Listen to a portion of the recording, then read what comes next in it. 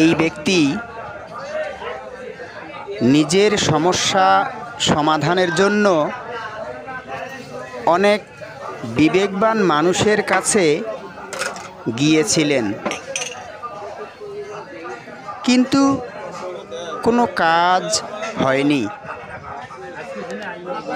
শেষে এক দেওয়ানির কাছে গিয়েছিলেন।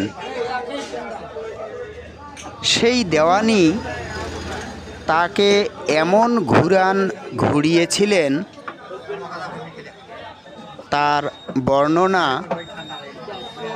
দুইজন পরিচিত ব্যক্তিকে বাজারে বসে জানাচ্ছেন আর নিজেকে হালকা করছেন।